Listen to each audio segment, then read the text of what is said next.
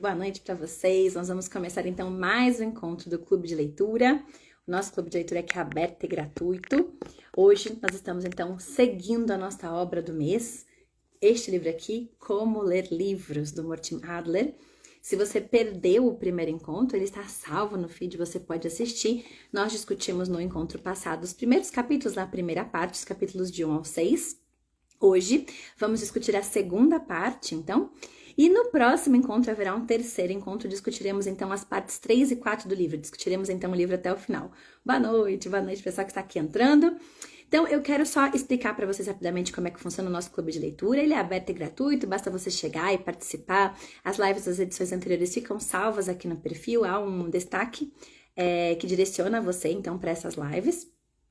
Algumas eu consegui compartilhar também no YouTube, nem todas, às vezes os problemas técnicos aqui superam, né? Enfim. E este mês nós estamos aqui um pouco atrasados no nosso cronograma, estamos discutindo então como ler livros do Adler e discutiremos então esta segunda parte. Faltará o último encontro que nós faremos ainda este mês para finalizar essa discussão. Eu só quero então revisar rapidamente, caso você não tenha assistido a primeira parte ainda, o que nós discutimos na semana retrasada, enfim, acho que faz 2 semanas, né? O que Adler vai falar na primeira parte do seu livro? Ele vai dizer que nós podemos dividir a leitura em 4 níveis. Então, para Adler, existem 4 níveis de leituras. O primeiro nível seria o nível elementar, ou seja, quando você de fato aprende a ler. Dentro desse nível elementar, ele ainda vai listar 4 subníveis ali, 4 características que precisariam ser de fato alcançadas, né, dominadas, para que você possa dizer efetivamente que você dominou a arte de ler. Então, este seria o primeiro nível, o nível elementar, quando você de fato adquire esta fluência. O segundo nível seria o nível inspecional, quando você consegue folhear de uma forma sistemática ali, a fazer uma análise superficial sobre o livro. E sobre esses 2 níveis, ele trata então sobre esses 2 níveis na primeira parte, foi o que nós falamos na semana retrasada. Falamos então sobre a leitura elementar e sobre a leitura inspecional. E hoje nós vamos falar sobre o terceiro nível de leitura, que de acordo com Adler, é o nível de leitura analítica. Então agora sim nós vamos chegar ao nível de leitura profunda e completa. E Adler vai tratar todos os 6 capítulos da parte 2 e mais muitos capítulos da parte 3 para avaliar exclusivamente este nível de leitura, a leitura analítica, uma leitura mais profunda. Restará então apenas o 4º nível, a leitura sintópica, né? Aquela leitura então que seria ali o nosso máximo, nosso auge na compreensão, quando a gente seria capaz então de fazer correlações com outros livros, comparar, construir análises mais exigentes. Sobre isso nós trataremos então na próxima semana, no próximo encontro, mas hoje o nosso foco é a leitura analítica. E ele vai dizer pra gente então que para você ler de forma analítica, é preciso que você seja capaz de fazer um raio-x deste livro, um raio-x dessa leitura. E por que isso é tão importante? E ele vai retomar isso em vários momentos do livro, mas eu já quero dizer para vocês por que Adler vai dizer que nós devemos nos esforçar para entender, diagramar e esmiuçar esses detalhes para que a gente possa, de fato, compreender este texto na sua inteireza, né, em toda a sua profundidade. Ele diz o seguinte: assim como há diferença na arte de ensinar, ou seja, ele se refere ao livro como um professor, né, o professor que vai ensinar aos seus alunos, ele é um professor, ele é uma forma, né, de ensino, então, esta leitura. Assim como há uma diferença na forma de ensinar, há também uma diferença na arte de ser ensinado. Ou seja, metodologias de ensino diferentes requerem metodologias de aprendizado diferentes. O aluno deve ser sensível à atividade do instrutor. Logo, se você não for sensível à forma como esse instrutor quer te ensinar, talvez você não consiga aprender tudo aquilo que aquele professor quer transmitir para você. E é isso que Adler vai dizer, você precisa, para entender de uma forma analítica este livro, de uma forma profunda, você precisa entender qual é a proposta deste autor. como ele delineou, como ele escreveu esse livro, quais são as partes deste livro, porque só entendendo 100% da proposta deste professor, deste livro, que nesse caso agora será o nosso professor, é que você será capaz de acessar as suas ferramentas, entre aspas, de aprendizagem, para aprender o que esse livro quer dizer. Caso contrário, você vai ter dificuldades. Então, por isso, a Adler vai trazer pra gente 15 regras que nós deveríamos seguir quando queremos fazer uma leitura analítica do livro. E ele vai dividir essas regras em 3 grandes grupos. Eu já vou adiantar para vocês entenderem a lógica da divisão de Adler, mas nós vamos falar regra por regra, item por item, para que você possa, então, de fato, compreender. Mas o que ele vai dizer para a gente é o seguinte, são 3 grandes grupos. O primeiro grupo diz respeito às regras para se descobrir do que trata esse livro. Esse é o primeiro grande grupo. Nós teremos 4 regras para seguir, para discutir sobre o que é este livro, do que ele trata, de onde ele vem, para onde ele vai, a que veio este livro. Essa é a primeira regra, primeiro grupo de regras. O segundo grande grupo de regras seriam regras para interpretar o conteúdo do livro. Então, primeiro eu sei do que ele é, do que ele trata, e depois eu vou ter regras para interpretar este livro. E por último, o terceiro grupo de regras são regras para criticar o livro enquanto meio de transmissão de conhecimento. Ou seja, eu concordo, eu não concordo com esse autor, enfim, como é que eu critico esta leitura. Veja então que nós temos 4 tipos de leituras, estamos falando hoje do terceiro tipo da leitura analítica. Neste tipo nós teremos 15 regras, essas 15 regras agrupadas em 3 grandes grupos. Do que se trata o livro, quais são as partes desse livro, enfim, como que eu posso interpretar o conteúdo desse livro e, por último, como eu posso criticar essa leitura. De forma que nós, então, agora vamos voltar e vamos entender regra por regra de cada um desses grupos, o que Adler vai nos propor, qual deve ser o nosso esforço para dizer que nós, sim, conseguimos ler este livro de uma forma analítica. Então, vamos à primeira regra. Você deve saber o que você está lendo. Gente, essa regra parece óbvia, mas quantas vezes a gente não começa uma leitura e não sabe a que veio, não sabe do que trata aquele livro, você cai ali de paraquedas. Você não sabe quem é o autor, não sabe nada do livro, você simplesmente está lendo sem saber do que se trata. E ele diz o seguinte, não ignore os títulos, não ignore os prefácios. Classificar facilita entender qual é a argumentação que está sendo tratada naquele livro. E ele vai dizer o seguinte, para a gente classificar o livro, a gente pode classificar em 2 grandes grupos. Primeiro, nós temos os livros, os textos de ficção. E a ficção será tratada de uma forma especial. Não é à toa, né? Que a literatura de ficção imaginativa, ela nos é tão preciosa. Ela vai ser tratada ali de uma forma totalmente diferente, de uma forma especial. Depois, separado desse grupo de ficção, nós teremos o grupo de conhecimentos ou os livros expositivos. Então, você está lendo o quê? Ficção? Um livro de conhecimento, um livro expositivo, né? Para cada um deles, você vai ter ferramentas diferentes. Existem formas diferentes de analisar a ficção e um texto expositivo. O expositivo, ele ainda subdivide, ele classifica os textos expositivos na forma de história ou filosofia, ciência e matemática. Então, mesmo que você tenha ali nas suas mãos um texto expositivo, ele ainda poderia ser classificado dentro de história, filosofia, ciência e matemática. Depois disso, depois de você dividir entre ficção e expositivos, dentro dos expositivos você vai pensar se ele é um livro teórico ou ele é um livro prático. Ele é um livro que vai me trazer conhecimento, algo que eu vou compreender, ou ele é um livro que me ajuda a resolver um problema. Veja que eu tenho estratégias diferentes para adotar em tipos de leituras diferentes, né? Um livro teórico, ele vai enfatizar aspectos que estão fora da normalidade. São ali aspectos que eu não consigo ali encontrar facilmente no meu dia a dia. É um livro um trabalho científico, por exemplo, né? Então, para eu fazer uma análise de um trabalho científico, eu vou até um laboratório, eu, enfim, simulo algo que eu não encontro naturalmente no meu dia a dia. Se ele não for algo corriqueiro, né? Se ele não for, então, algo científico, ele será algo filosófico. Um livro filosófico, ele trata de coisas que estão no dia a dia, são corriqueiras, fazem parte da nossa vida, né? Não é algo extraordinário. Por que que ele vai trazer toda essa classificação? Por que que é importante entender se ele é de ficção ou se ele é de conhecimento expositivo, se ele é teórico ou se ele é prático? Porque cada um desses grandes grupos traz argumentos diferentes. E estes argumentos eu vou poder aprendê-los de formas diferentes, entende? Então é nesse sentido que ela vai trazer pra gente logo essa primeira grande grupo de regras. É preciso entender como o autor está construindo essa argumentação para que eu possa aproveitar esta argumentação.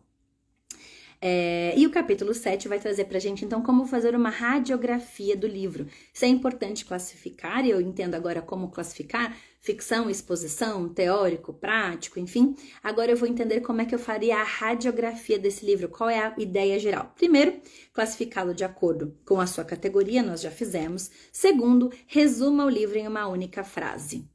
Se você tivesse que resumir qualquer livro em uma única frase, você seria capaz? Se você for capaz de resumir, é porque de fato você compreendeu a ideia geral do livro. Se você tiver dificuldade, a Adler vai dizer que talvez você precise estudar um pouco mais esse livro. Você ainda não captou o que o autor gostaria de que você captasse. Porque quando você entender esse livro na profundidade, você será capaz de resumi-lo em uma única frase. O objetivo principal, o ponto central, você aprende com clareza quando você consegue transmitir essa informação. Então, regra número 1, classifique. Regra número 2, seja capaz de resumir em uma única frase. Regra número 3, quais são as partes deste livro e como elas organizam o todo, ou seja, o livro, ele tem sempre uma essência, um fio condutor, algo que liga, né? Uma espinha dorsal que liga todas as partes deste livro. Mas, além de uma espinha dorsal que liga todas as partes, ele tem sim as suas partes, as suas subdivisões. Nós precisamos entender as duas coisas. Nós precisamos ter clareza de qual é o fio condutor, qual é a espinha dorsal, e também precisamos entender quais são as subpartes, quais são as divisões. Ele fala que um livro expositivo, muitas vezes, pode ser resumido em um parágrafo. E, normalmente, os bons autores fazem isso logo no primeiro parágrafo do livro. E ele vai trazer pra gente que bons autores são aqueles capazes de resumir o seu conteúdo logo no início. O primeiro parágrafo do livro de um bom autor, pensando num livro expositivo, não num livro de ficção, ele vai trazer a ideia geral. Ele já diz a que veio. Ele não tem por que esconder essa informação de você. Não é uma ficção que você não pode saber o final. Pelo contrário, ele vai trazer para você de cara qual é este conteúdo, a que ele veio, qual é o seu objetivo. Depois disso, ele vai subdividir nas partes, mas ele já dá para você o fio condutor. Assim são os bons livros. E ele vai dizer, inclusive, que todas essas regras, né, essas 15 regras que Adler vai propor para uma leitura analítica, elas só são aplicadas a bons livros. Porque os livros ruins, eles não têm lógica. Muitas vezes um livro ruim não tem nem fio condutor. Você não vai achar, porque ele não existe. Não é porque você não é um bom leitor, não fez uma boa leitura analítica. Então, Adler vai dizer o seguinte, que apenas só é possível aplicar essas regras a bons livros, a bons autores. Caso contrário, isso já vai ser para você um indício de que esse livro foi mal escrito. Ele não tem um fio condutor, ele não diz a que veio. Você não é capaz de resumir a ideia deste livro numa única frase ou num único parágrafo. Bom, então se eu sei primeiro o todo, eu sei o fio condutor, logo em seguida eu vou ser capaz de saber as partes. Eu faço um esboço, depois eu sei quais são os tópicos e os subtópicos. Isso me ajuda a ser capaz de ler. Veja que a gente fez um pouquinho disso agora, logo no início. Então eu disse para vocês que a gente dividiu em 4 níveis de leitura. Hoje a gente vai falar sobre o terceiro nível, a leitura analítica. A leitura analítica ele divide em 15 regras. Essas 15 regras são agrupadas em 3 grandes grupos. E eu falei os grupos para vocês. Ou seja, você tem a espinha dorsal da nossa live. Você sabe o que vai acontecer. Você sabe qual é o nosso fio condutor, que vai ser falar sobre a leitura analítica. E você sabe as subpartes. Isso te prepara para entender os argumentos. Você agora já espera, você já sabe. Eu estou falando aqui das primeiras regras do primeiro grupo. Então, você já fica na expectativa. Logo virão as regras do segundo, do terceiro grupo e haverá a conclusão. Isso ajuda o leitor a compreender essa estrutura, toda essa argumentação. Então, se o escritor ele fosse um escritor perfeito, ele seria capaz de fazer este esboço de forma perfeita. Agora, é claro que nós não temos escritores perfeitos. Haverão falhas, mas quanto melhor for o escritor, mais fácil é definir este fio condutor, essas partes, essas subpartes.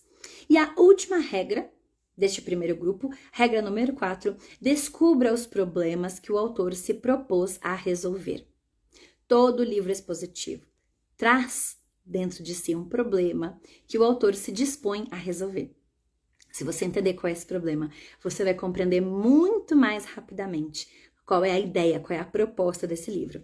E na página 99, para quem está acompanhando comigo a leitura, enfim, ele vai trazer para a gente, então, na página 99, um resumo das 4 primeiras regras, ou seja, o primeiro grupo de regras que quer dizer sobre do que trata este livro, estarão resumidos aqui. Classifique o livro de acordo com seu gênero e assunto, resuma de forma concisa a obra, enumere as partes principais na ordem e na relação em que elas aparecem, defina o problema ou os problemas que o autor se propôs a resolver.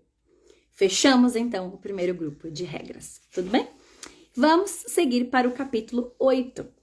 O capítulo 8 vai falar, então, sobre o segundo grande grupo de regras.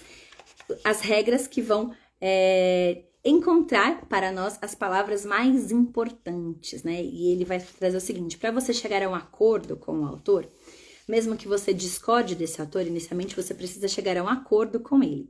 Você precisa analisá-lo, você precisa dar-se ao trabalho de estudá-lo. Depois ele vai falar sobre a crítica, mas nesse momento nós estamos ali tentando chegar a um acordo com esse autor, entendendo o que ele propôs, o que ele veio e tudo mais, né? Então nós precisamos entender quais são as palavras-chave desse texto, quais são as palavras importantes para esse autor. Uma vez que nós tenhamos encontrado as principais palavras, com grandes chances nós teremos encontrado as principais ideias deste livro. E ele vai dizer o seguinte, que a leitura, né, aliás, comunicar-se através da escrita é uma comunicação complexa, extremamente complexa, porque a linguagem, ela permite ambiguidades. Quando eu uso um termo aqui, talvez um único termo tenha 4, 5 ou 6 sentidos. Quando você acessar aquele termo no texto, aquele termo poderia dizer para você 3, 4, 5, 6 coisas diferentes. E é por isso que você precisa estar atento às palavras importantes e entender qual é o significado que esse autor propôs para cada uma dessas palavras. Porque daí sim você consegue chegar a um acordo com esse autor, você consegue entender o que ele queria dizer. Quanto melhor o autor, menor será a ambiguidade. Um autor excelente, ele deixa as coisas claras, ele não deixa dúvida, ele não vai trazer para você grandes ambiguidades, principalmente no texto expositivo. A ficção, ela ainda permite uma certa ambiguidade, mas o texto expositivo não. Quanto mais ambíguo for esse texto, pior é este autor. Quanto mais confuso o texto, mais prolixo, pior é esta escrita. Então, livros excelentes terão assim, reduzido ao máximo a sua ambiguidade. Mas mesmo assim, é um meio imperfeito. Então, você precisa superar os obstáculos da linguagem para acessar o conteúdo desse autor. E essas regras que ele propõe, esse segundo grupo de regras, eles devem te ajudar a reduzir, então, esta ambiguidade. A primeira delas, que ele vai dizer, é encontre as palavras-chave. E se você não tiver dificuldade com as palavras-chave deste livro, é porque você já o entendeu. Se você consegue identificar as palavras-chave, se você entende perfeitamente as palavras-chave, você já entendeu o livro. Então, exemplificando com o nosso próprio livro do Adler, né? Se você olha lá as 4 tipos de leituras, leitura elementar, leitura inspecional, leitura analítica, leitura sintópica, você já entende estes termos não são difíceis para mim, eu não preciso me esforçar para compreendê-los, os principais termos, eu já entendi o que Adler quis dizer. Percebe? É nesse sentido que ele vai dar pra gente uma chave para interpretar qualquer tipo de texto. Encontre as palavras-chave. Muitas vezes, o próprio autor explicita. Ele deixaria de forma explícita as palavras-chave. Outras vezes não, outras vezes o leitor vai ter que identificar. A dica é que quando um autor compara uma palavra justificando o uso dela, é porque essa palavra faz grande diferença. Então, normalmente, assim, às vezes tem um autor que fala: vamos falar sobre fluência leitora, mas aqui neste livro, fluência leitora quer dizer isso. Diferente do autor X, que utiliza a fluência leitora para dizer aquilo. Então, quando ele compara um termo com outros autores, você, já acende, né, a luz vermelha, fala assim: este termo é importante para esse autor. Provavelmente este termo é uma palavra-chave, traz uma ideia central desse texto. Então, desta forma, você vai tendo, assim, dicas desse texto para entender melhor qual é a ideia mais importante na concepção do autor. E o autor deve se deter a palavras-chave que não entende. Por exemplo, se você não tem ideia do que é sintópica, não siga em frente. Né? Assim, o Adler vai falar, você precisa ter clareza. Sintópica, no caso deste livro, ela é uma palavra-chave. Ela é um tipo de leitura. Se você está ali embananado com o sentido de sintópica, pare e estude essa palavra. Ela vale a pena. Você precisa compreendê-la. Ela traz ali um conhecimento-chave. Veja que Adler vai falar pra gente de como ler livros difíceis. A proposta do livro é como ajudar você a interpretar aquelas leituras que você lê a primeira vez e parece que você não entendeu nada. Todo mundo tem livros assim, né? A gente tem livros que a gente lê confortavelmente. E a gente tem livros que a gente lê e fala assim, nossa, se eu sacudir a cabeça, eu não sei dizer o que eu li. Eu li, e se alguém me perguntar do que diz esse livro, eu não sei dizer, eu não sei repetir. É para este tipo de livro que Adler escreveu este guia. É para ajudar você a interpretar este tipo de leitura. Então, Adler está dizendo assim, você está empacado no livro? E muita gente me falava assim, nós lemos aqui juntos A Vida Intelectual, né? Numa das edições anteriores. Nossa, eu tô empacada desse livro. Lemos também A Educação da Vontade. O pessoal falou assim, nossa, esse livro é um treino para minha vontade. Então, sabe esse livro que você tá empacado? Essas regras do Adler são para ajudar você a sair deste ponto em que você está nesse tipo de leitura. É para isso que Adler criou este guia. Você não vai precisar usar esse guia para ler uma ficção de criança, por exemplo. Talvez até as regras possam te ajudar, mas naqueles livros que naturalmente você compreende, você não precisa de ajuda. Adler está dizendo o seguinte, você tem dificuldade com leituras? Usa este guia. Divida esses 4 tipos de leituras. Classifique o livro, entenda qual é a principal ideia, resuma, entenda a espinha dorsal e como que ele foi subdividido. Depois, identifique as palavras-chave do texto. Se você não sabe do que isso se trata, né, do que essa palavra-chave quer dizer, procure entender, porque isso é muito importante. Ali está alinhado o pensamento do autor. Se você não entender o que é sintópica, você não vai conseguir entender o último tipo de leitura de Adler, por exemplo. Então, estas 15 regras, parece, nossa, misericórdia, 15 regras para ler um livro. Eu mal tenho tempo de ler, ainda vou ter que ler e ficar aplicando 15 regras. Mas as 15 regras são justamente para ajudar você a desempacar a sua leitura que está difícil. Então, nós falamos do primeiro grupo, vamos seguir aqui no segundo grupo. E ele fala o seguinte, né? Que um leitor passivo, ele é desatento às palavras. Então, um leitor passivo é aquele leitor que está lendo, mas ele não para entender, ele não para identificar. Logo, ele não compreende as palavras-chave, ele não compreende a ideia geral do autor. E de forma que ele nunca chega a um acordo com esse autor. Ele lê e ele encerra o livro, e ele não sabe dizer o que ele veio, ele não sabe dizer do que se trata essa história, enfim.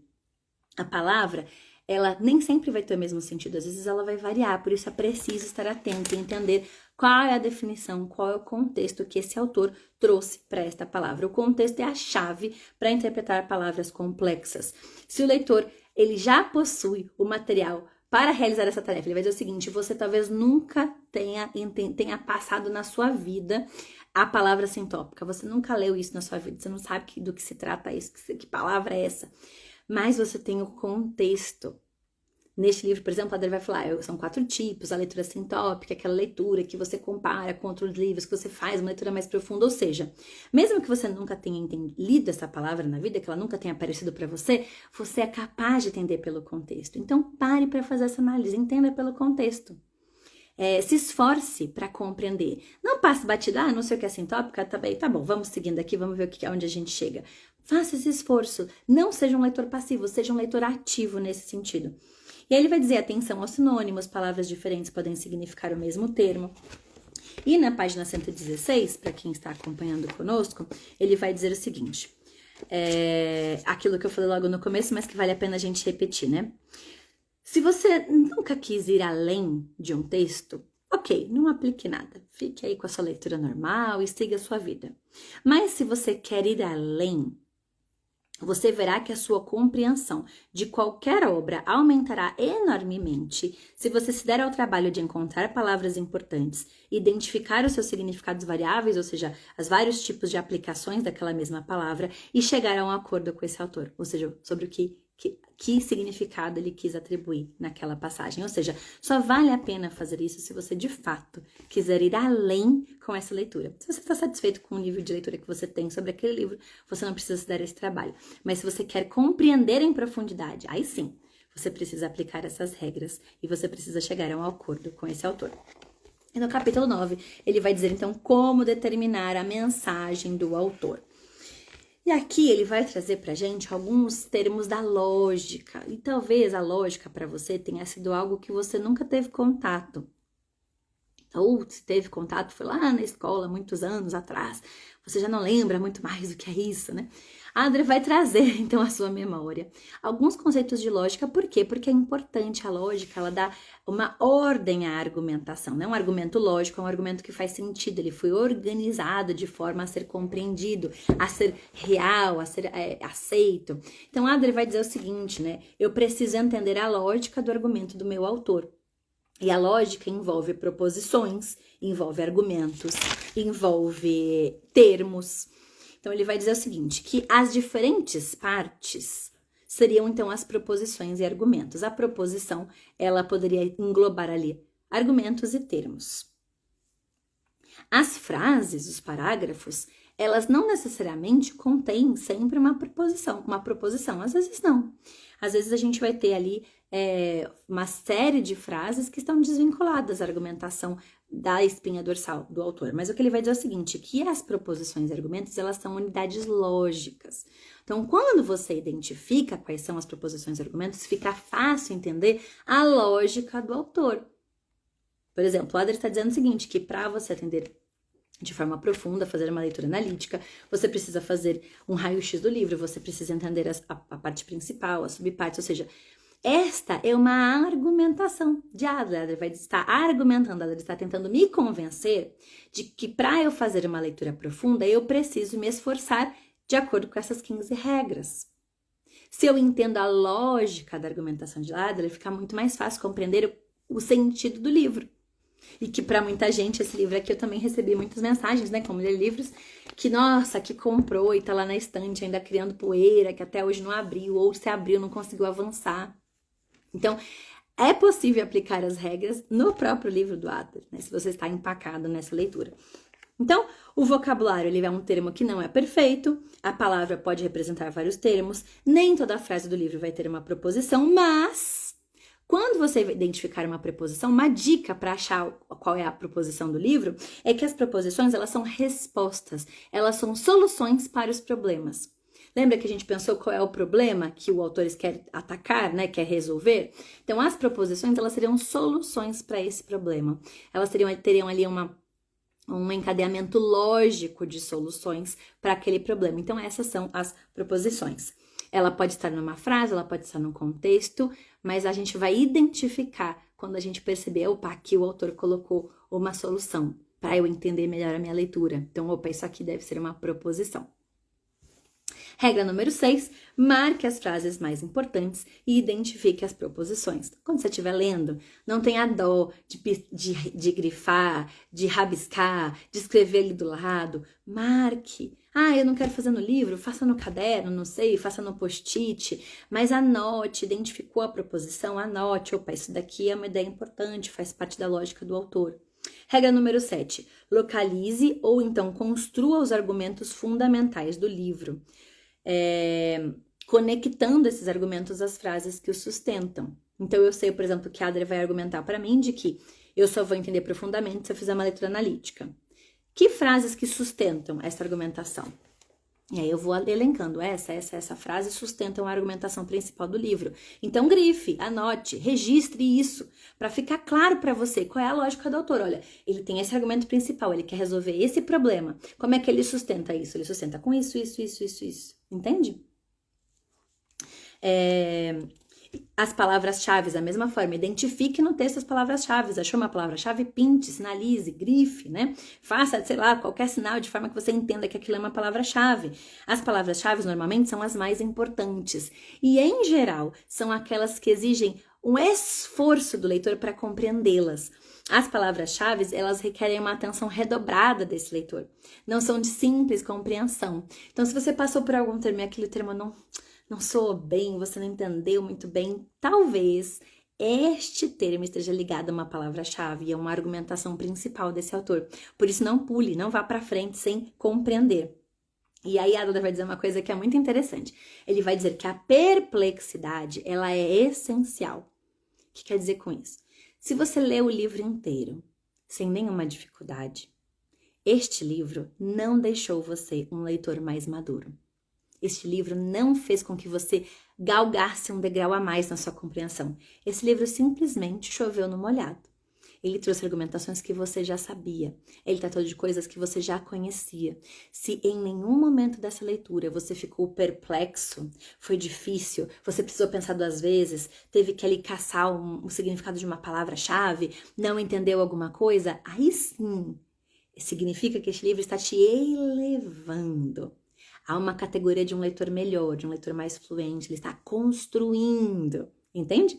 Se você passou por esse livro ileso, ele não contribuiu para a sua formação. Talvez ele tenha te dado mais informação, fatos, enfim, mas ele não te formou, no sentido de transformar você num leitor melhor, num leitor mais fluente.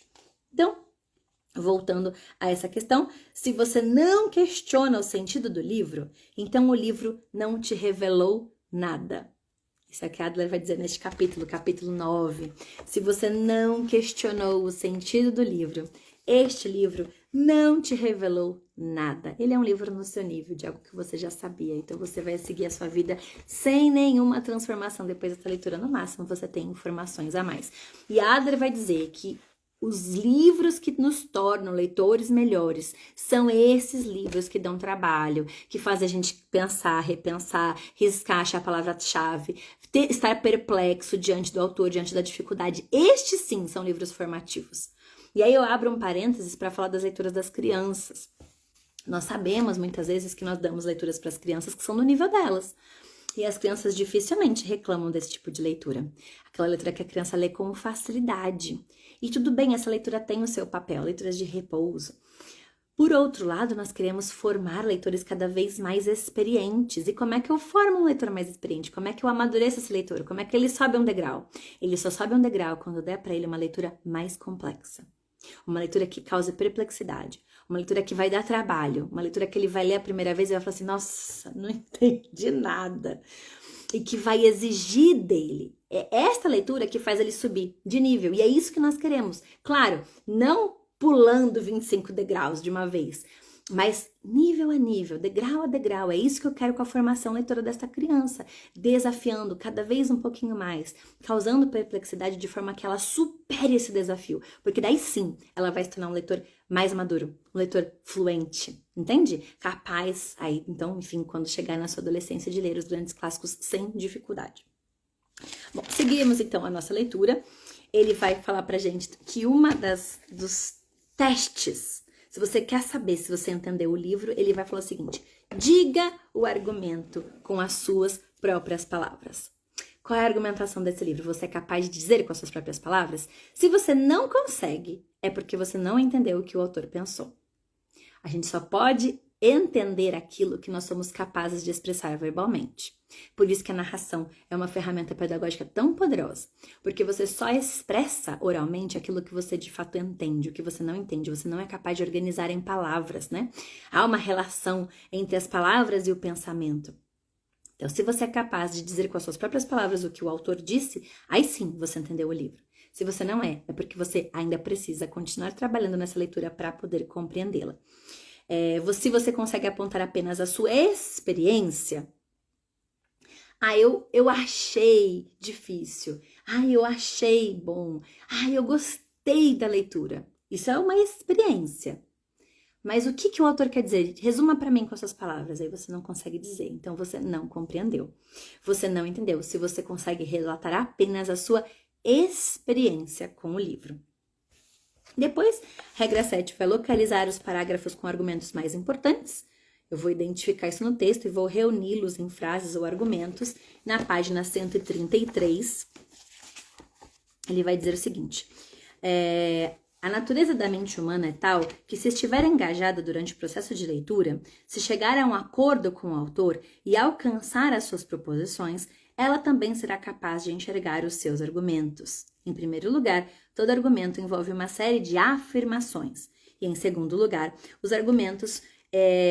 existem 2 tipos de argumentos, que vão trazer fatos específicos e evidências, ou seja, afirmações gerais para demonstrar generalizações e afirmações mais pontuais, específicas, né? Então, geral e específico, ou seja, o argumento indutivo e o dedutivo, né? O argumento lógico-dedutivo e o argumento indutivo. Então, ele vai separar para a gente esses dois tipos de argumentação. E, em terceiro lugar, preste atenção, atente-se para aquilo que o autor declara assumir.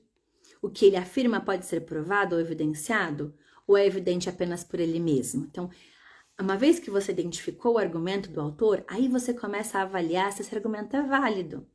Só esse autor tem esse argumento?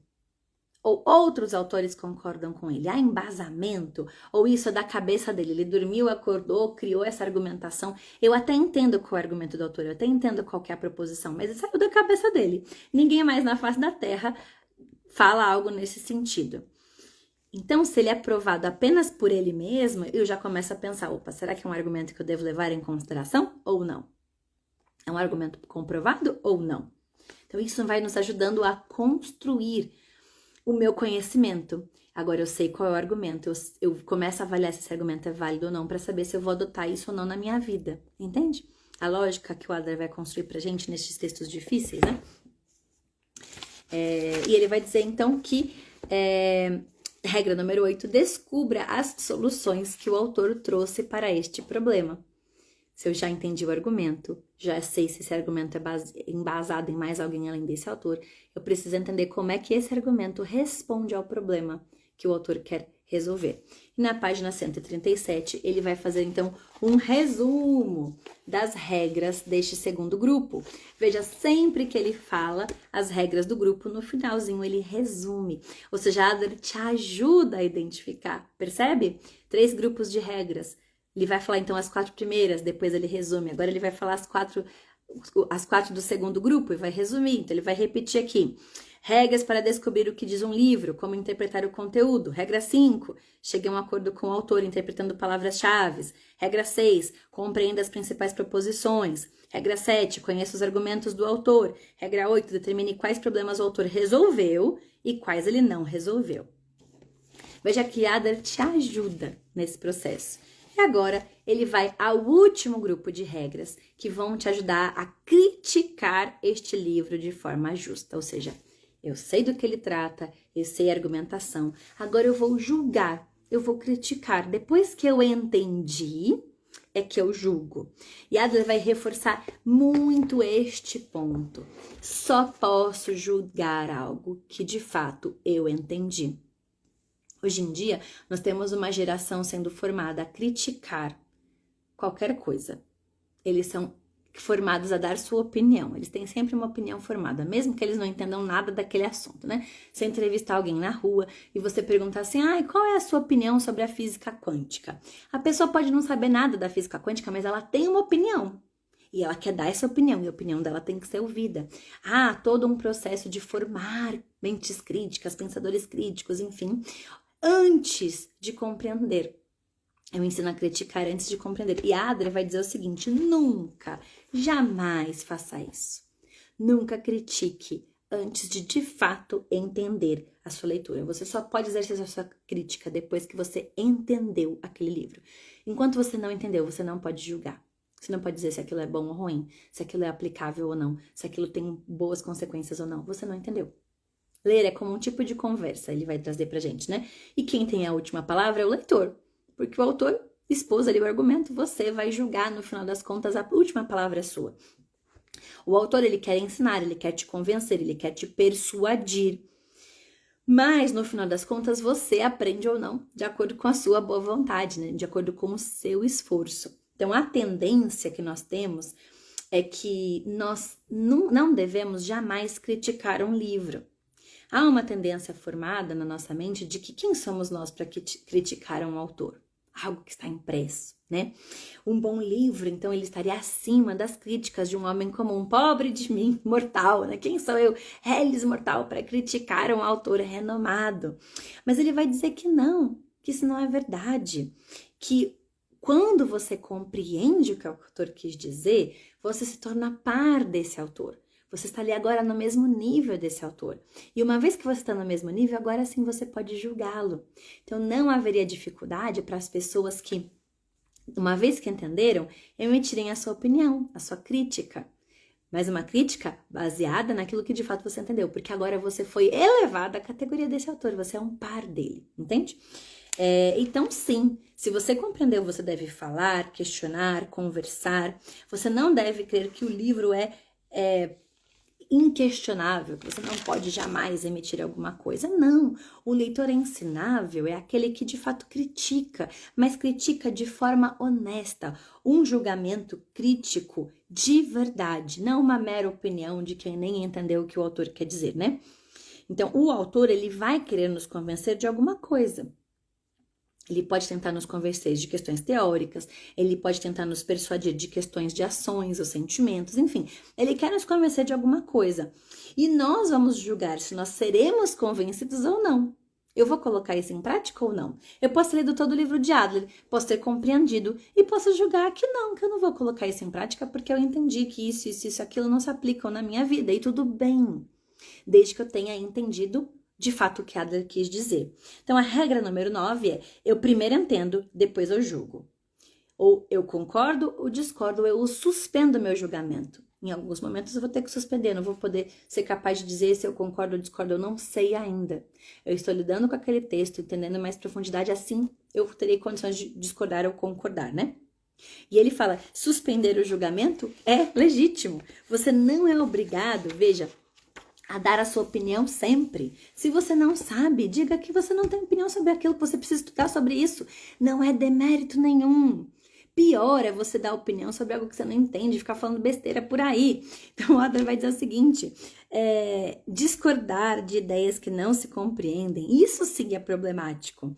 Concordar com posições que você nem sabe expressar com clareza nas suas próprias palavras, isso sim é um problema. Agora, dizer que você não tem opinião sobre aquele assunto porque você precisa estudar, isso não é problema algum.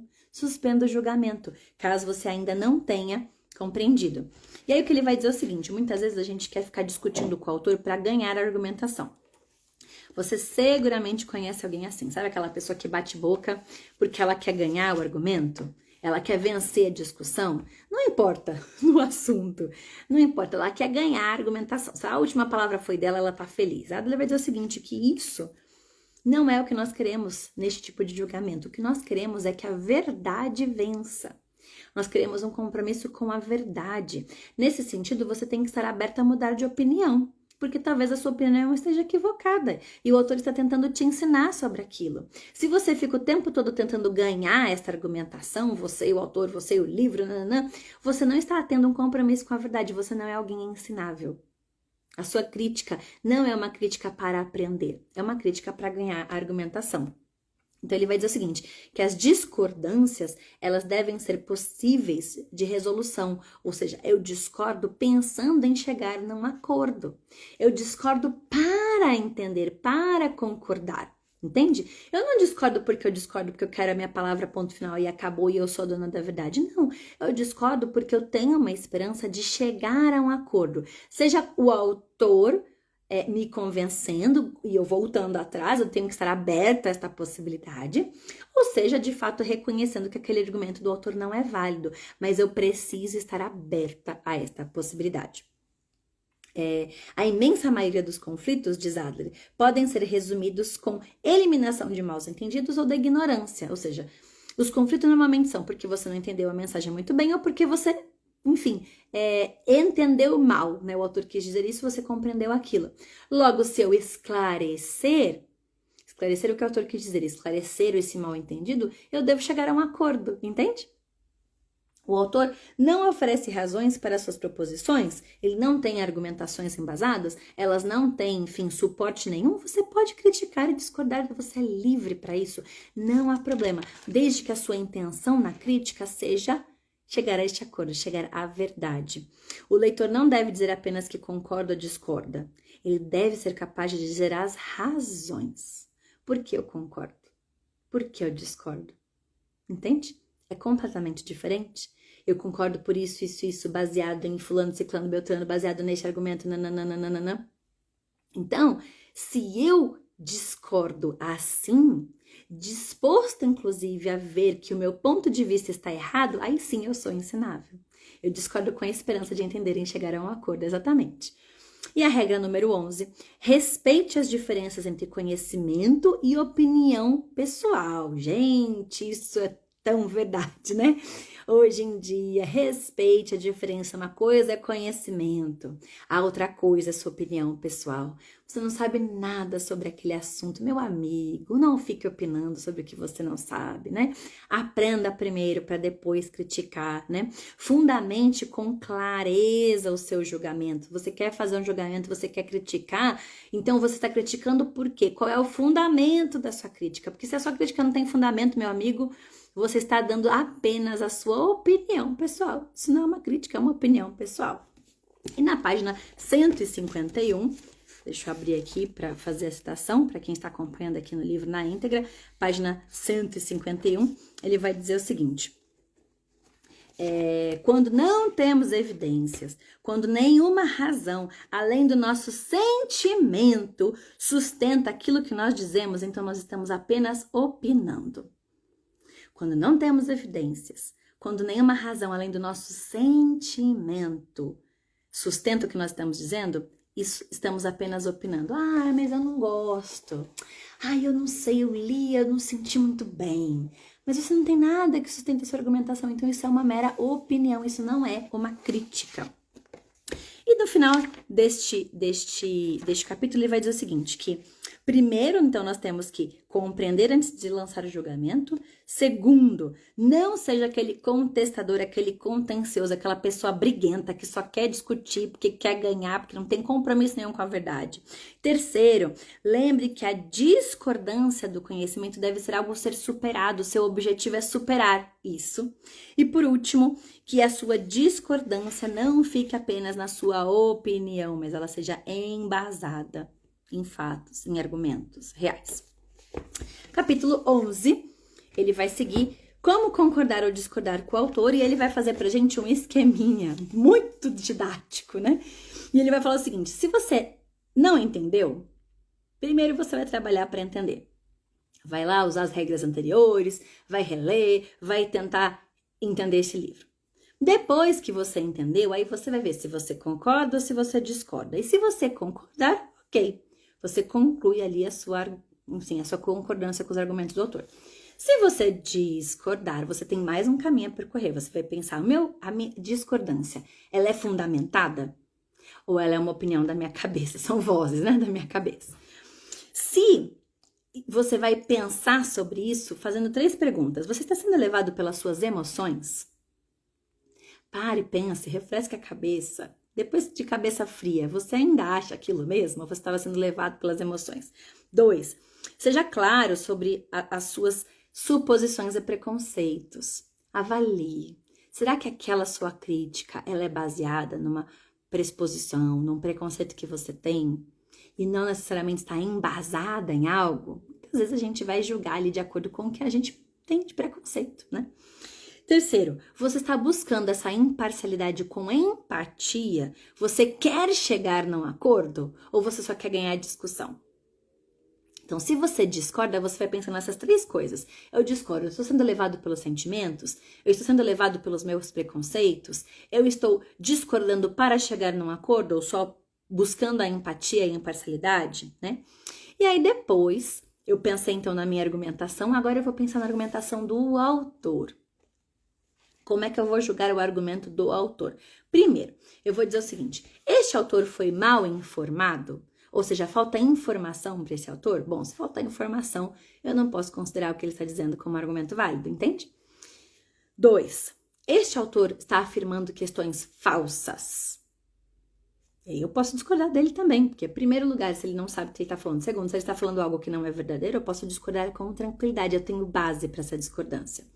Terceiro, o autor é ilógico, não há lógica nessa argumentação, é uma argumentação sem pé nem cabeça, ou ele construiu o seu argumento usando falácias, ou seja, usando erros lógicos de argumentação. Então eu também não preciso levar em consideração. Veja, é diferente discordar porque o autor não tem informação, porque o autor falou uma mentira, né? Uma afirmação dele é falsa, porque ele é ilógico, ou seja, são falácias, são argumentos mal construídos. Aí sim eu discordo. Mas é diferente de discordar pautado no meu sentimento, no meu preconceito, entende?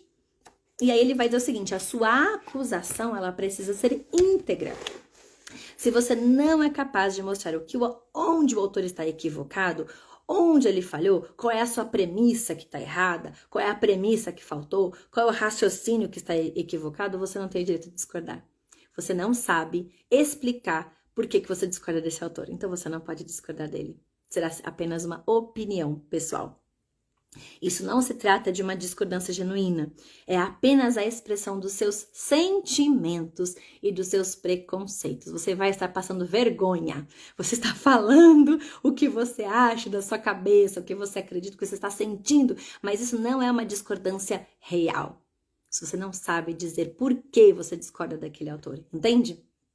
Então, vou dar um exemplo aqui só para clarear para vocês. Eu falei recentemente aqui dos iluministas, né? Falei sobre a Idade Média e mencionei Rousseau, por exemplo. E Rousseau foi um grande pensador. E ele vai dizer pra gente que o homem nasce bom e a sociedade o corrompe. Ele vai criar ali a teoria do bom selvagem. E eu disse para vocês naquele vídeo que eu discordo de Rousseau. E eu estou criticando o pensamento de Rousseau.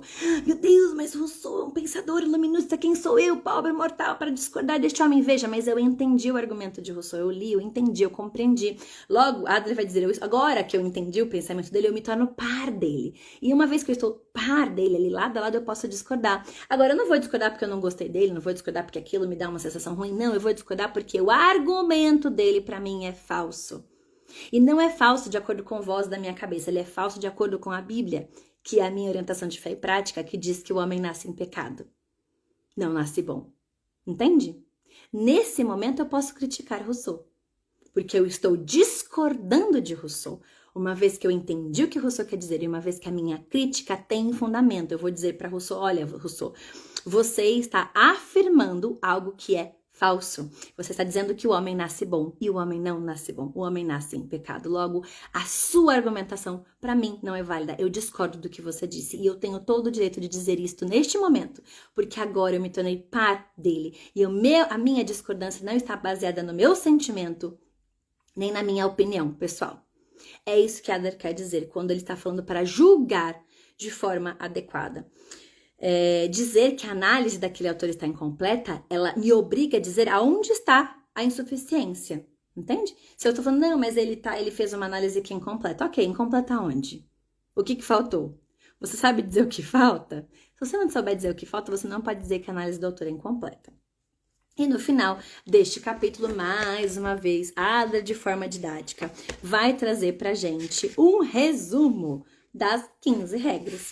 Então, ele vai dizer aqui, ó, terceiro estágio, página 163. Terceiro estágio da leitura analítica, ou seja, a leitura analítica, o terceiro tipo de leitura, ou seja, o terceiro nível de leitura. Já foi a leitura elementar, já foi a leitura inspecional, agora estou no terceiro nível, leitura analítica. Para chegar a uma leitura analítica de um texto complexo, 3 grupos de regras. Aqui, ó, grupo 1, grupo 2 e grupo 3. E ele vai repetir todas as regras.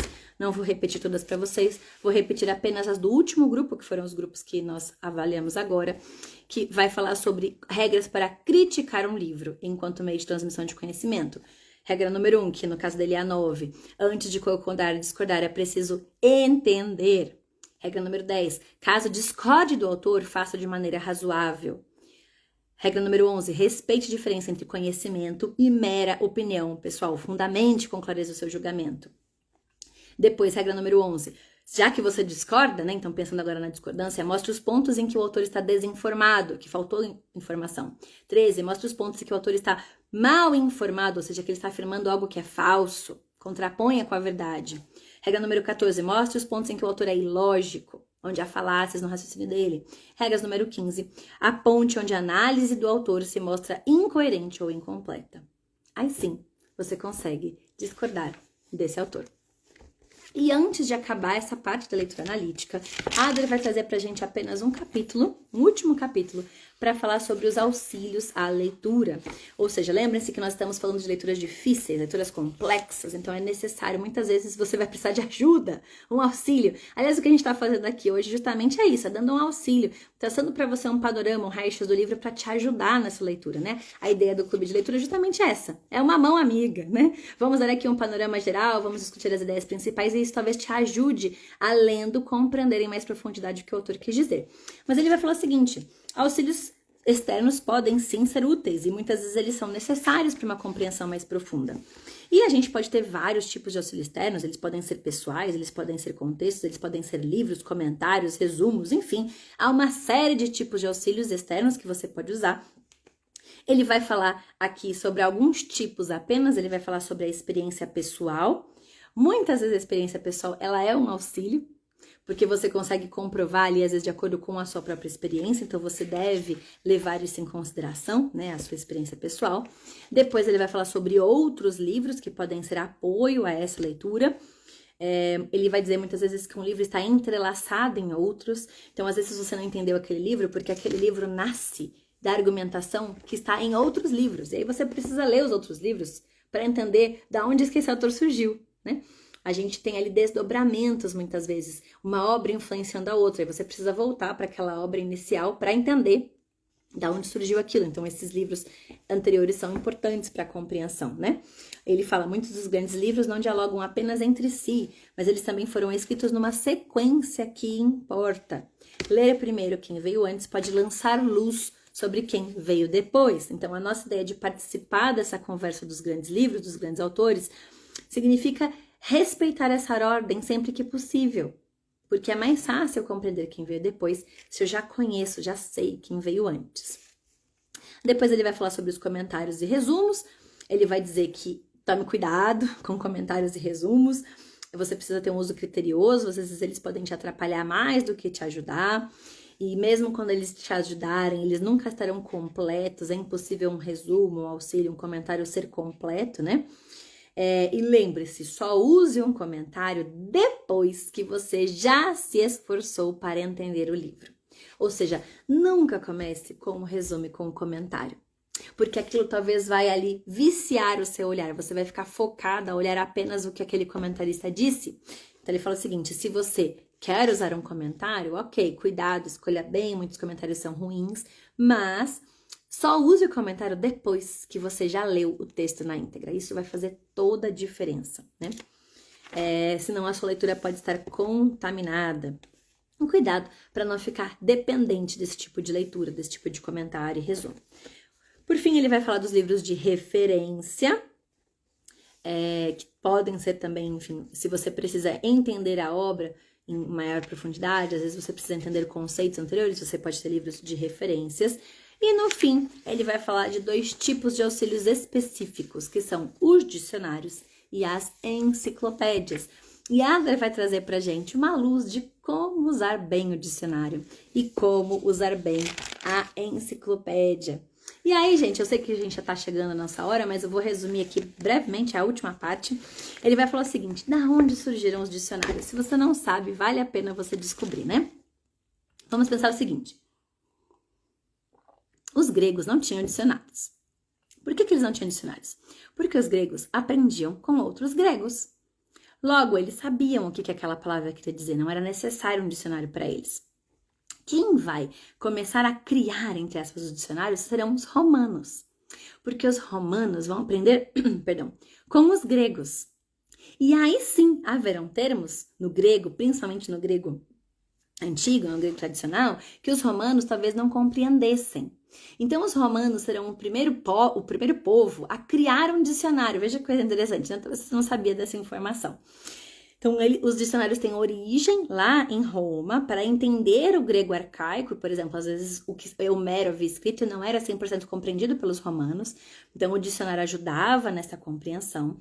E depois, na Idade Média, eles vão seguir na Renascença, eles vão vir como dicionários de línguas externas, por exemplo, como o latim. Nós já teremos ali uma série de línguas sendo adotadas, e o latim ali que era amplamente utilizado agora, talvez já não seja tão conhecido, e aí a gente precisa de um dicionário para o latim, por exemplo, né?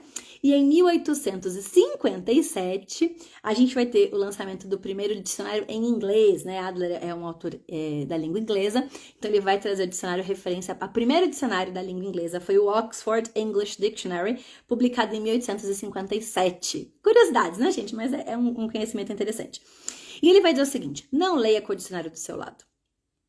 Ele já falou sobre isso lá na primeira leitura, né? No primeiro tipo de leitura, mas ele vai retomar essa ideia. Primeiro você tenta entender a ideia geral. Você tenta entender pelo contexto, se esforça. Depois, aí sim, você pode usar o dicionário. Não leia pela primeira vez com o dicionário ao lado, né? Ele vai ser bastante específico e enfático nisso. E aí ele vai falar hoje, então, a gente tem o uso do dicionário que não é só como foi concebido lá pelos romanos, como foi utilizado pelo pessoal na Idade Média. O dicionário vai trazer muito mais informação. Ele vai trazer informações sobre a parte física da palavra, a linguagem, os signos, as convenções. Então, a gente tem uma série de informações para acessar nesse dicionário. E aí, ele vai falar da último auxílio, estamos acabando, as enciclopédias. E ele vai falar também da onde vieram as enciclopédias. Você sabe, gente, qual a origem das enciclopédias? Mais uma vez, ele vai dizer que a enciclopédia é uma palavra de origem grega, mas embora ela tenha origem grega, as enciclopédias foram criadas também pelos romanos. Veja que tanto os dicionários quanto as enciclopédias são criados naquela época, a época de Roma. Ele vai falar que o primeiro homem a organizar ali os conhecimentos do formato de uma enciclopédia é Plínio. E depois a gente vai ter, enfim, essas enciclopédias vindo na Idade Média e tudo mais. E em 1700, nós teremos a primeira enciclopédia organizada em ordem alfabética. E a ideia dessa enciclopédia era organizar as informações no sentido de tentar ordenar o mundo em que eu vivo, o conhecimento que eu tenho. Então, a ideia de colocar em ordem alfabética era uma ideia para facilitar o acesso. Ela vai ser, então, colocada em prática em 1700. E ele vai dividir, então, o que a enciclopédia vai trazer pra gente, né? Então, ela vai trazer proposições, ela vai trazer proposições que devem ser verdadeiras, releituras da realidade, questões convencionais, enfim. Mas ele vai falar o seguinte, que há um risco de basear o seu conhecimento apenas em enciclopédias, porque a enciclopédia vai analisar um fato. Ela não é capaz de ter um entendimento profundo sobre aquele assunto. Por que não? Porque a enciclopédia não traz argumentos. Você não tem argumentação na enciclopédia, você tem o fato puro, liso ali, né? Segundo, ela não tem poesia nem imaginação. E ele vai falar que para compreender algo em profundidade, a argumentação, a poesia e a imaginação são necessárias. Para aprofundar algo é preciso razão e imaginação.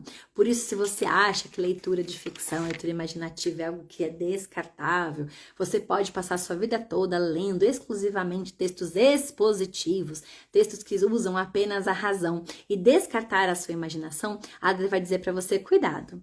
Cuidado, este tipo de conhecimento é um conhecimento incompleto, é um conhecimento raso. Você só é capaz de aprofundar o seu conhecimento quando você ligar a razão à imaginação. Quando você ligar a razão à imaginação. Imaginação também é necessária. Logo, a enciclopédia não teria espaço nem para argumentação, nem para imaginação. Por isso, seria um conhecimento raso, não profundo. E daí o cuidado de você usar este tipo de leitura como um auxílio exclusivo. E dessa forma, Adler vai encerrar o capítulo 12 do auxílio à leitura e vai, então, iniciar a parte 3, na qual ele vai trazer pra gente abordagens para diferentes tipos de material de leitura. Só para quem vai acompanhar o nosso próximo encontro, no nosso próximo encontro a gente vai falar justamente sobre a parte 3 e parte 4. A parte 3, Adler vai falar um capítulo para cada tipo de leitura. Ele deu as 15 regras gerais. Mas agora ele vai dizer para você o seguinte, como é que você lê um livro de ficção? Como aplicar isso num livro de ficção? Como aplicar isso num livro de história? Como aplicar isso à ciência e matemática, à filosofia? Então, cada um dos capítulos vai falar sobre uma grande área, né? Sobre um grande tipo de escrita, ciências sociais, como ler sobre ciências sociais. E a parte 4, ele vai trazer pra gente o último nível de leitura, o nível 4, que é a leitura sintópica. E ele vai falar, então, 2 capítulos sobre leitura sintópica e depois virão os apêndices. É sobre isso que nós vamos tratar no próximo encontro. Eu já vou disponibilizar em breve a próxima data. E aí falaremos sobre os encontros, parte 3 e parte 4. Pessoal que está ao vivo, se quiser deixar alguma dúvida, fique à vontade. Se não, vamos encerrando por hoje.